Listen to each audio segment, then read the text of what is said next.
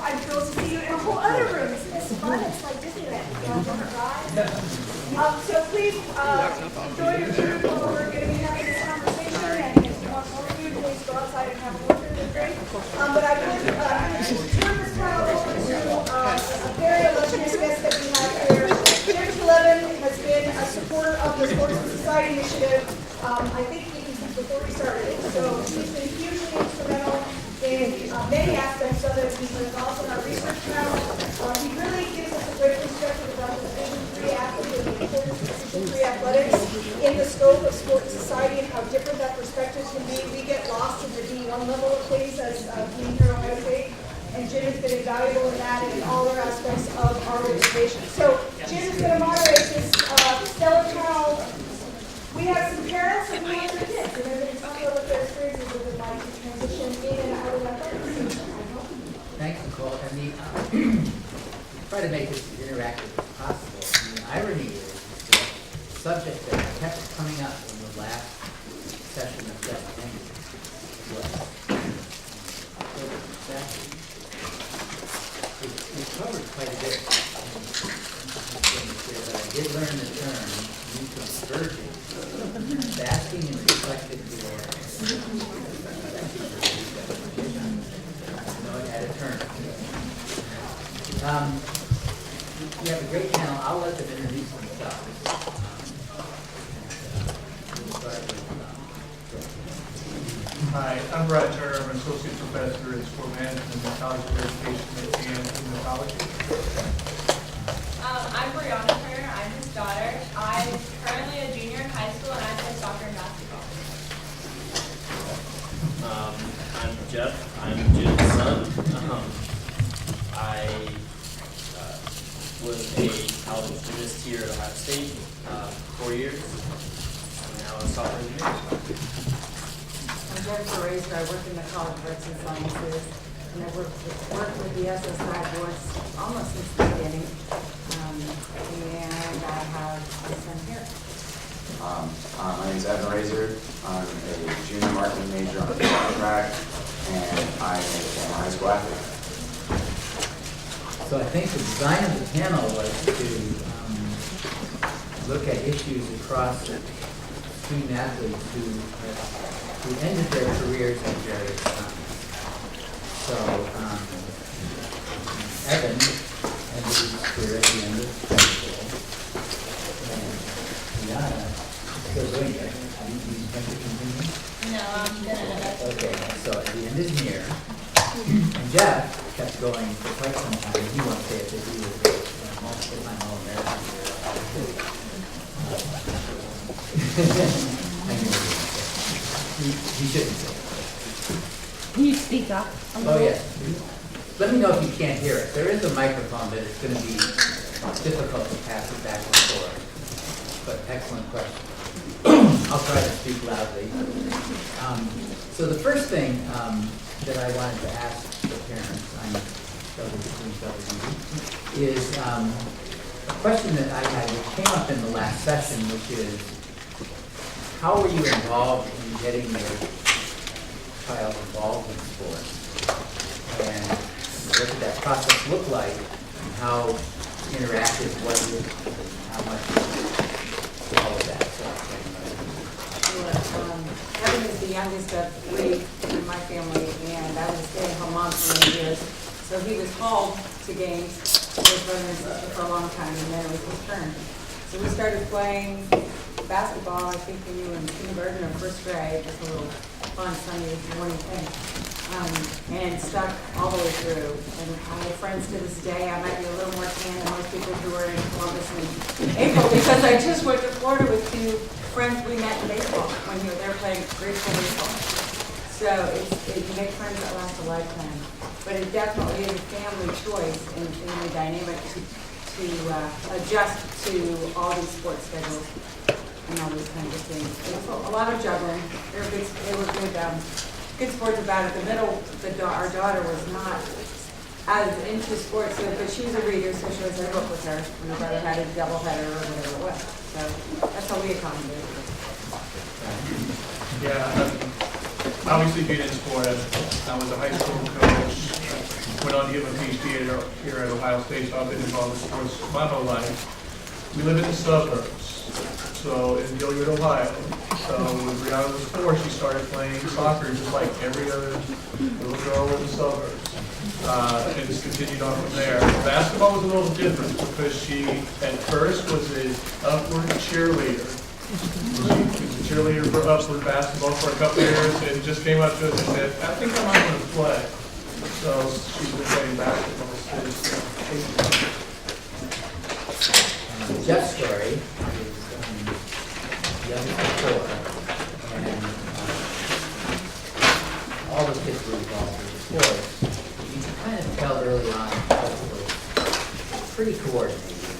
We got into gymnastics quite accidentally. His mom was doing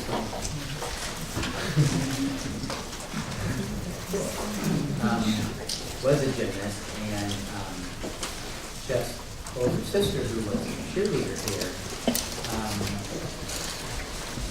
my wife searched out all the great gyms and all the programs and whatever, and so we started moving Jeff's older sister to the gym, and he's hard for him to sit still, so and have to wait while the kids have class, and so there was a class of little boys, and oh well, we'll get him involved in that. And a couple weeks later, the coach came up and said, "Oh, you've got parents." And I'm thinking, oh, he hit somebody, or broke his leg, or something bad happened. And he said, well, we had this other program for kids who show some promise, and I think he was 4 years older. Now, having said that, we gave him the option of doing many other sports, and he played baseball, soccer, and quite a number of other sports, and kind of let him choose. You can just say whether you're interested or not.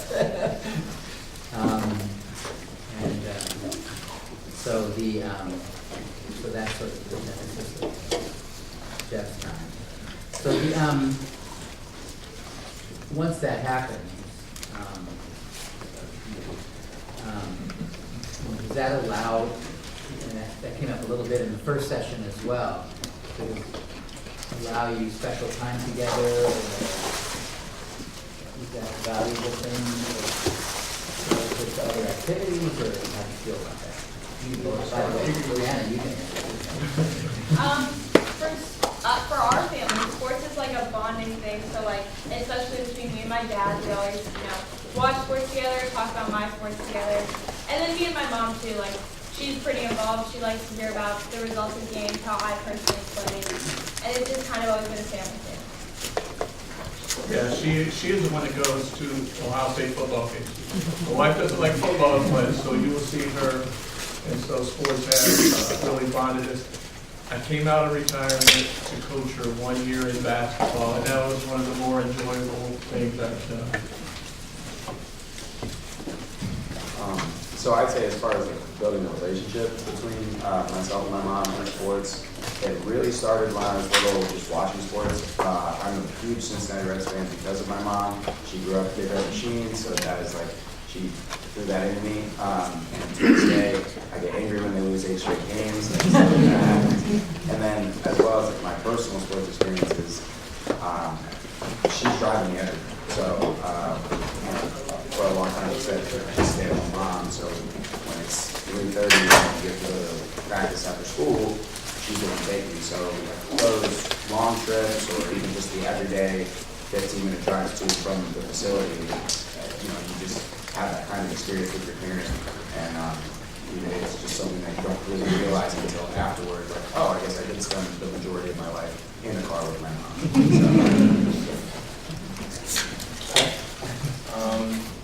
I guess one thing a little unique about Jamaica not very local. A lot of the time you have to travel across the country in multiple different places, and so some of the more memorable things that when I was a kid were just like traveling with my parents to these places, getting to see lots of different parts of the country, and spending that quality time with my parents and my family. I'd say it was one of the most valuable things as a child growing up. You see lots of the world, get some perspective, to do so with my family, my parents.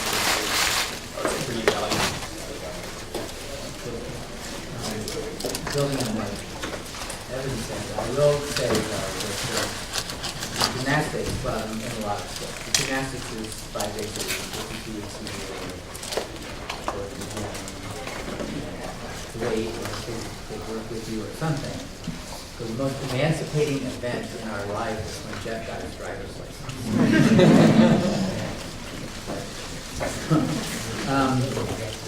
So the next question I'd like to ask is, how do you feel about seeing your child achieve their dreams and progress in their life? Sure. I've said it before. When people ask me who my favorite player is, I'll say Brianna Turner. So after next year, I got to choose another. But it's more because I know what kind of person she is. I just want her to be successful in whatever she chooses. Probably the highlight of her soccer career was in travel soccer a few years ago. In tournaments, they're limited in time. So championship game, they tied and have to have a shootout, and she's the goalie. And if your son or daughter is a goalie, you know the pressure it's on. She made 4 saves in the shootout and won the tournament before. And just to see that joy, it's not about necessarily winning all the time, it's just having fun. I'll tell her 2 things when playing sports. Have fun, work hard, and be a good teammate. And if she can do all 3 of those, I'm happy. And you ready to take basketball? I would say for watching Evan, who's fiercely competitive, and he came by honestly. Watching him compete was important. It was a great outlet for him. Evan had either 3 or 4 concussions playing multiple different sports, and was told as a junior in high school that he could no longer compete. So he actually was finished as a junior. So that was a whole different thing for a person who had so much potential, and it was such a healthy outlet for all of that energy and competitiveness. So that was where I think we learned to handle adversity. I watched Evan grow up a lot in a short period of time. He was also the kid who played very hard and maybe had the softest bones in the world, and he would break kind of easily. So he was every once in a while kind of in a cast, but he was always at a game. He never missed a game, never missed a practice, never missed anything. He was the best teammate in those situations. And we have friends to this day who tell me they couldn't get over a young kid being a supporter of their friends having all the fun they wanted to be having as they watched Evan do. So that, I think, sports teaches you all sorts of things. For him, it taught resilience. Would you agree? So there's a plus and a minus with Jeff in terms of seeing him achieve his dreams, because he affected his mom more than me, but because he would, the level he competed at, he would make the Big Ten finals. He would make the NCAA finals. He would go to the U.S. national gymnastics team and make it. It's on TV. And it makes you really nervous. Not that he would get injured, which he did, but that you didn't want him to fail with such a big audience. So it was nerve-wracking, but it was, he dealt with it much better.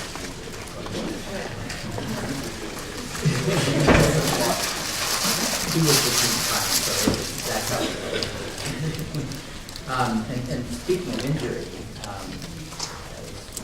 you guys have to deal with that?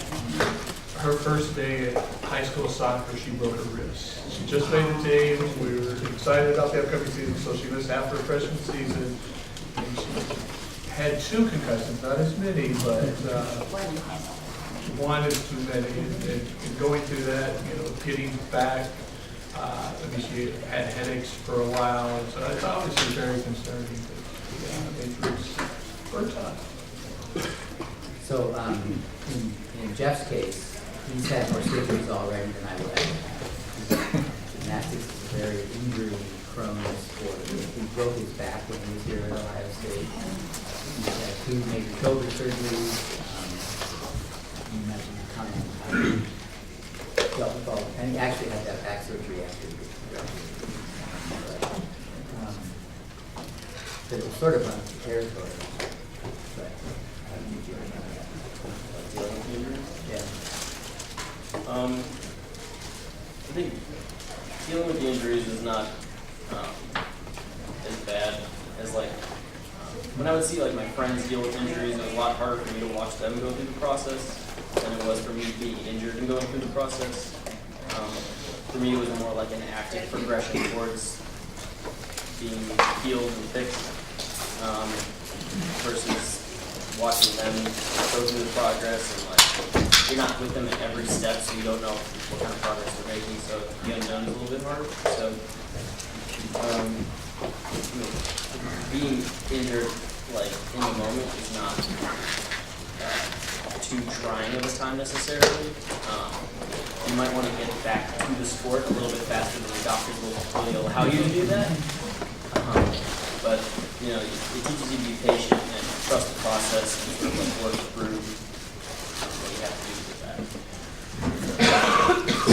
One thing that came from all of this class was relationships with Jeff's teammates and the parents of Jeff. So great time on how sort of the community that develops around. No, absolutely. I think Nicole mentioned it earlier.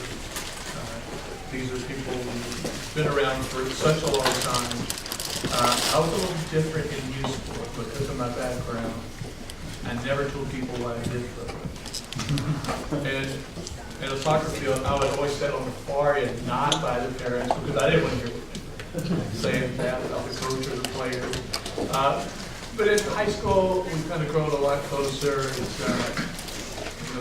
been on varsity basketball 2 years already, and so seeing those senior nights, it's pretty sad because I know I probably won't see a couple of parents we spent a lot of hours with over the last few years. Well, for me, I've kept in touch, as I said, with some of the folks, but I see them all and keep in touch with a lot of them. There's some travel teams along the way, obviously some folks that you can't be terribly keep track of. They might not be quite as, close to you, living, they're not living close to you, like that. But I'm not as big a travel basher maybe as some others might be. Again, I think if you keep it in check and don't overcommit, I think it's really good for your child to get to know students from a broad variety of areas and across locations, not all in your quadrant of the city or whatever it is, but across maybe the state. So he really, I think Evan's eyes and his teammates' eyes were opened that way on some travel. Would you say so? I definitely agree. When I was younger, my travel team was my glorified school team. So it was just all the kids that I already played with in the spring. My travel baseball team, every kid from my sport team, we just threw it all right together in the summer. And it was fun getting to hang out with your friends for 2 straight seasons. And when I picked it up in high school, I played with, one kid lived in Michigan, one kid lived in Portsmouth, Ohio, and it was kind of crazy to hear their life experiences, just the different people that he was on the team with was kind of eye-opening. We didn't all come from within 5 miles of each other, so I would agree that it's definitely, I genuinely love travel sports. I can understand why they take a toll, but yeah, overall I think it was positive for me.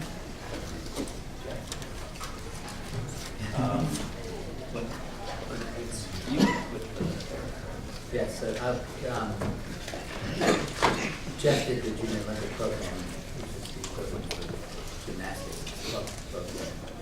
In fact, his club team won the junior national championship. And many of his teammates were on the traditional program. Different, also the defense school, a couple others.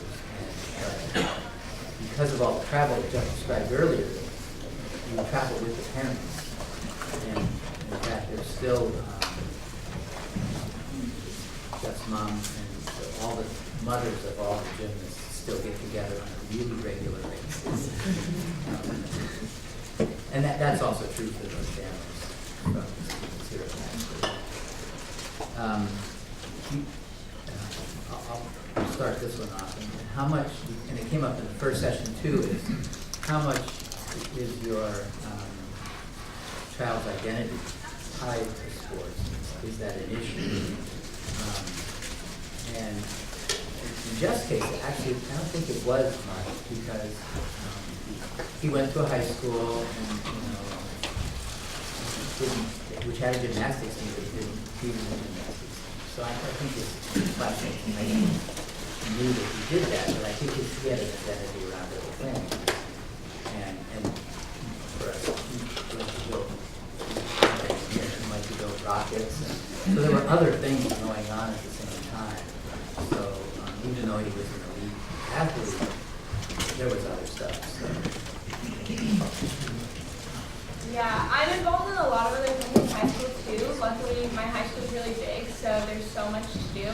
And I have a lot of friends within like my classes. So like I would like to say like I don't really have one group. I'm friends with a lot of different people. I have friends in soccer, friends in basketball, friends in all my classes, friends from sports that I still keep in touch with. And I'm also involved in a lot of clubs at school, so I feel like even though sports have played such a huge part of my life, it's not really my only identity. Like, it's a huge part, but it's not the only thing that defines me. As far as so like getting told my junior year that I couldn't play sports anymore, that was a huge part of my life I couldn't identify with. So it kind of was a blessing because I got to look ahead as far as like potential career and what I wanted to study and things of that nature, as well as other passions that I have. I'm a huge music fan. I was able to join a choir in high school because. Well, I mean, anyway, but it was easier to get more involved in the choir because of that, as well as just finding that I'm very interested in politics and interested in now potentially going to law school. So things like that. But sports are like a huge identity as far as growing up as a kid. I felt like I cared more, and then in high school it was kind of like, yeah, I play this sport, but I also do this, and so I think having that ability to kind of separate what everybody else has talked about as well was important for me, and I think it was important for a lot of people. So, sort of macro topic for today is what happens, how you feel about when your sports career ends. And yours hasn't yet, but Sure. I told you Brianna was my favorite player. My second favorite player is Dwayne Wade. He played his last NBA game last night or the night before. Have any of you seen the Budweiser commercial for him? I cried during that commercial. I'm going to be the emotional one. I'm going to have to go through 2 senior nights next year in the fall and winter with soccer and basketball. So much of, as parents, our lives are tied up. Last year, she played 19 soccer games and 25 basketball games. So 44 games between August and February. Next year, senior year, every Tuesday night and Thursday night in the fall, I'll be at a soccer game. And every Tuesday night and Friday night, I'll be at a basketball game. Some weekends also. So it's going to be very different how our life is going to be affected. You have 1 year to go. Yeah, I definitely agree. Like, it's such a huge part of my life right now. It's huge, like, time commitment. And I'm a little scared because, like, that's how I've made a lot of my friends. And it's, like, weird for me because a lot of times people ask me, like, oh, are you playing sports in college? and like I'm not. But I've been visiting a lot of colleges for like academic reasons, and every single time I go back from college, it's like, oh, are you looking at that school for college for sports? And the answer's always been no. And it's like disappointing that I won't be continuing, but I'm also very excited for the future to like see how my life is going to change after sports. We'll see. Yeah. My alma mater, Ohio State, 90% of the students participate in varsity sports, club sports.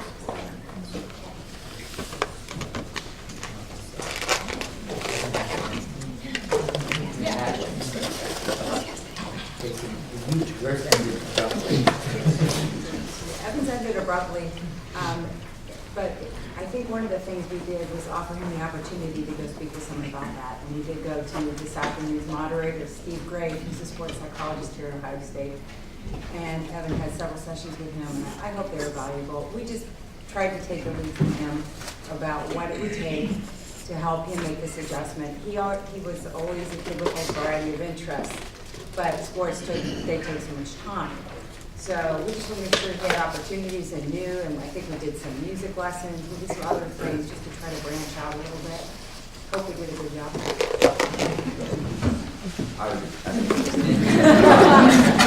It's difficult, but especially Steve Gray was awesome. If you can stick around, he's an awesome guy, so he did a great job with it there. But yeah, I agree with what she was saying. Want to ask you questions out here? So, Jeff, any comments about it? Uh, Yours dragged on. But Yeah, I was in the fortunate position, I guess, to sort of see my career all the way through, just to the point where like your body starts to break down a bit when you get a little bit older, especially in sport gymnastics. So I sort of, when my career ended, it was sort of felt like it was like time for it to end. It didn't feel like I needed to keep going. I didn't feel like I left anything undone. So for me, it was a lot easier to transition out of that life because I was sort of at peace with having done pretty much everything I sought out to do. And it was a lot easier for me to sort of look forward to the future and for my career after that. And to the comment I made earlier, I think it's important for student athletes at any level to realize that when you're done doing sport, sports doesn't end. There's so many, we talk about it in girls and club sports in college, and you can keep doing things after he keeps going to the gym sometimes. It's bad for him. And you know, for me, I love laughing about like Division III sports. I became a referee for wrestling and football. So I stayed involved, and so sports really can be a lifelong thing. It doesn't have to end. You know, we're talking about when your career ends, but sports doesn't have to end. So with that, I will open the floor for questions. Alex, I Hi. don't know everybody. Hi, I have a question for you, Jim. But I want to start off with saying that I think a lot of us know the line between parent and coach sometimes gets blurred, hopefully for the good, sometimes for the bad, but mostly for the good. So what advice would you give the parents on either side of you and the parents in the room how to coach your kid beyond sports and more specifically into getting a job and entering the career workforce, which is probably the thing you'll do longer than the sport you did? Okay. Just so you know, Alex was captain of the women's gymnastics team in Ohio State. And I'm dating Jack, so that's good. You want to address that? Well, it's interesting because I'm an attorney as well, and my father and grandfather, so I'm trying to help them network a little bit and get some advice from different folks who've taken different avenues. And I think that's the kind of coaching you have to do as a parent that's different than coaching a sport. When he was playing, I tried not to say too much, just tried to stay out of it, and that the technical stuff was between the coach and the player. I did play softball for a long time, so I did have some opinions, but I tried not to say much. But I think basically the biggest takeaway I would say as a parent is to let your kid lead in this way and listen to them, talk to them, keep those relationships and those car rides, take advantage of that time to learn about your child and everything that they're about, and then you kind of help guide them along the way as best you can. Yeah, I guess, being in education my life, and my wife's a high school counselor, so now that we are at the college search, she is more of the expert on that. I mean, again, it boils down to, letting your kid know that it's about having fun, enjoying the experience. She will remember her basketball team set the school record for wins this year. So that's something she will always have with her teammates. When they come back to the reunions, oh, you remember that 2019 team, they won 19 games. It's going to be hard to break that record again soon. So, I think that's the biggest part of it. And having those other outside interests, it seems like everybody up there has other interests outside of sports, which is key to being well-rounded. In our case, and I'll let Jeff speak to it, he was easy. We have one engineer in every generation in my family. My dad was an engineering graduate from Ohio State. I'm an engineer, and I spent a lot of time outside of sports talking about engineering as a career. And I mentioned that we knew Jeff was pretty coordinated and a good athlete, and he was very young. We also knew he was an engineer, and he was very young.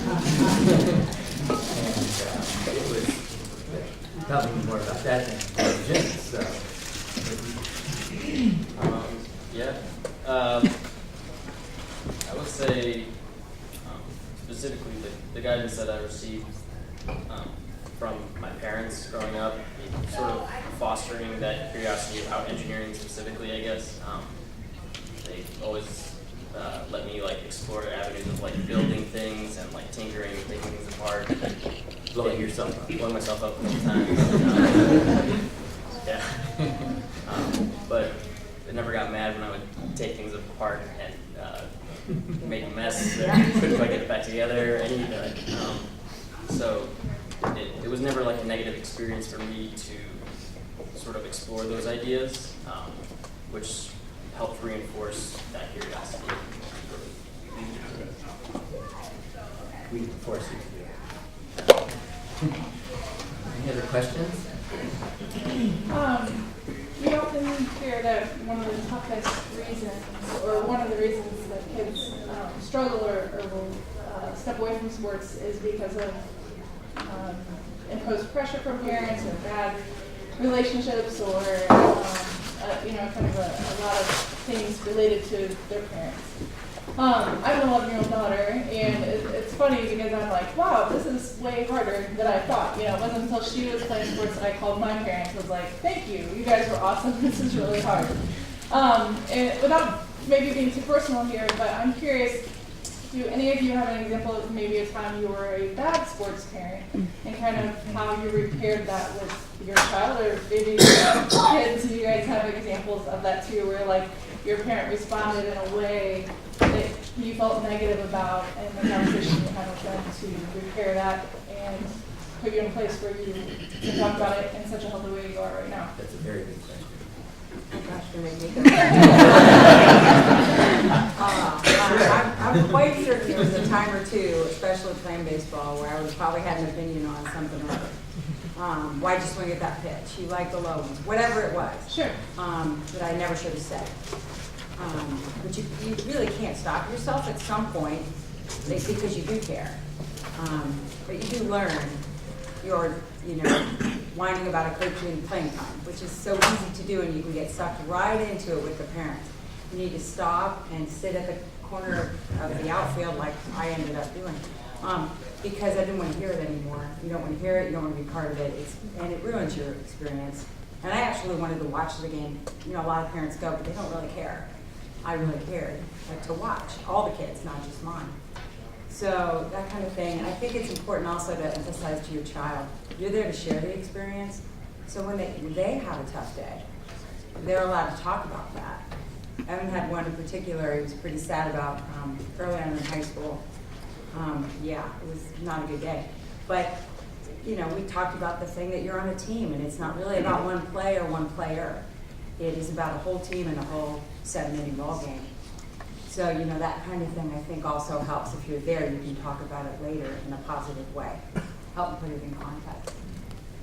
I'm glad Jim went first. Right. I am sure, especially early on, because of my coaching background, I was probably tougher when she was younger. Hopefully, I'll let her speak, maybe, about how I've gotten better. I mean, parenting is a hard job. I mean, and there's no manual. It's just the way to do things. And sports is just, you know, one of those components. You're there when maybe they don't make the travel team if they want to. It's just, tryout days, there's so much pressure. And that's the part of travel that I wish we didn't have. Because for every kid that makes it to that top team, there's somebody that didn't make it. But you know, I'm sure I made a lot of mistakes early on, and since high school, I hope it's a lot better. I hesitate, but I'll let you speak. No, it definitely has. Yeah, if I tell my parents everything, so they're always like listening to me, talking to me, giving me advice. And sometimes it's stuff I don't want to hear, but I'm glad that they tell me that because I do need to hear it. And as a high school athlete, since it's not at the travel level, I'm around a lot of girls that don't necessarily want to be at sports all the time. And that's kind of hard for me because, like, I want to be there. I want everyone to be playing hard. And sometimes I just have teammates that don't want to, like, play their hardest, and they say they're just in it because their parents are making them play. And that just kind of, it makes me so upset that they feel that much pressure from their parents because I've personally never experienced that. But I know it is out there and it is a problem in high school sports. Jeff, you can comment whether your parents were. Pain in the ass.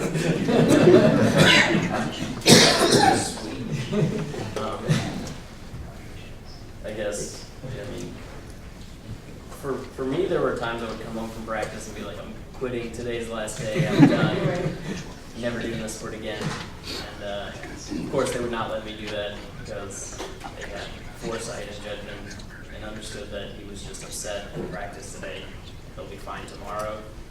So for us, I guess getting past those like rough spots, but really just waiting for, I guess, my emotions about the situation to sort of calm down and relax about it so that I could actually think about the situation, and then we would be able to like sort of talk through any issues that still remained afterwards. It's just hard to talk through those things when you're still upset in the moment, kind of a thing. So. And it's really hard to be a parent even in school. I mean, the whole thing of helicopter parenting is new all the time. So you have to be careful as a parent, and kind of, I think, trying to reanimate. I think the most dysfunctional thing I've seen is Virgin, which is the parents who, you know, whether they did or didn't have a successful career as athletes themselves, are trying to live it through their children. That's so dysfunctional. I've seen some really disastrous versions of that, which is really tough. Just to add, on the flip side, I also think it's a parent's job to keep coaches in check. Evan played on a baseball team when he was fairly young, and he had a yeller for a coach, and the pressure the kid, he's suddenly having panic attacks. We thought they were asthma, we had to take him to the doctor, blah, blah. That wasn't what it was. It was a 6-year-old playing on an 8-year-old team, and he was the catcher. And in baseball, if you know, the catcher doesn't stop it, you're dead. You doesn't know where to go with it. You're going to lose. So this guy was too much pressure for my child. So we needed to step in a little bit and say, back off. So he's going to have to quit. So I think that's also parental responsibility, particularly young. But at all times, where you have to be willing to say, this is not the right fit. Each of you went through an injury during your time and affected you differently. And I've watched actually some of this procedure where football went from leather helmets to a little more padding, Now they basically wear armor before they go in, visors under their helmets, all these things. Kids, they're small, they still recover all this kind of thing. Do you think that it's being taken young as the full environment, especially the you as students, I'd like to hear, that is being looked at in the whole environment of, are they protecting you enough in a general sense? Are there some simple things they can do to improve the format, make it more protective, in terms of planning or procedures or rules or anything? I can start. I think that as far for a lot of injuries in sports are accidents, and so obviously having the right protection is inherent there. But especially in a sport like gymnastics or things like that, where it's a freak accident, you could do something a million times, and then the next time your ankle lands differently and you're incredibly hurt. So as far as youth sports go, I would say a lot of it is coaching. So coaching and just teaching kids how to be safe and how to not injure themselves. And then when you get into weightlifting too, a lot of injuries can occur in the weight room. Just in general, as far as having someone to instruct you to learn to do things safely, whether it's tackling in football, which is obviously one of the biggest issues, as well as just training that don't lead to injuries that just wear on your body. I think that the equipment and the environment surrounding it, that's what you're asking, has definitely improved since I was a kid playing sports. But as long as the coaching continues to, I don't want to say improve because there's always been good coaches, but just like what we know about children and what we know about sports and how they affect kids, as we gain more knowledge and it gets used and get transferred to the coaches, that's probably the most important thing to continue to create a healthy environment for kids. Yeah, in both the sports that I play, we don't wear anything to protect ourselves. It's soccer and basketball. So injuries are inevitable, and like he was saying, coaches really do matter. I know in soccer right now, we are focusing on the weight room because once we can get stronger, that will prevent some injuries from occurring. And then in basketball, I know my head basketball coach works a lot with our youth teams, and he trains them to do things the right way so that they can avoid injury, especially later on. So the coaches really do matter. And I think that schools are becoming, high schools especially, are becoming more aware of injury and kind of making sure that athletes understand that if an injury occurs, here's what you should do. Jesse closed out, was, I think, the most injury-prone sport, which has no protection. Yeah. It's also somewhat difficult to protect against injuries, at least in that sport. I've, of course, also been injured playing baseball. Pretty much every sport I've played, I've injured myself in some way. Gymnastics being the more difficult, I guess, to protect against. It's really up to the coach at that point to tell when a gymnast is ready to attempt something, because there's going to be a point in time in which you have to try a skill that inherently is going to be dangerous, but the coach has to understand whether or not that athlete is able to do that, and they'll tell you when you're ready, and you have to sort of trust in this process. I would say in terms of harder to protect against is a lot of the times teams will have a culture of sort of like toughing out certain injuries or like not telling coaches even. So I think a harder job for coaches is to sort of change the culture of that team to be more open about injuries and like trusting that injuries can be recovered, and like it's just a small amount of time you'll be out. You'll be hurting the team more if you try to keep playing. I think that kind of culture is a harder thing to change. Thank you. Very good. So we're out of time. I really would like to thank the panel. Great.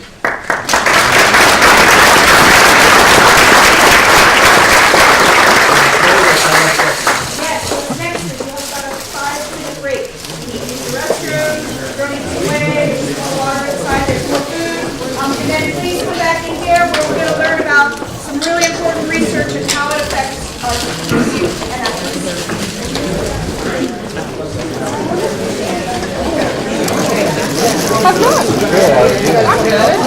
What program are you in again? Are you coaching? Yeah. Yeah. Where you at? Are you? Where at? What are you? So what are you doing then? Down development. Are you? Yeah, like resumes, service trips, all the fun off the field. Are you up in the Sac Suburbs, like where Sean is?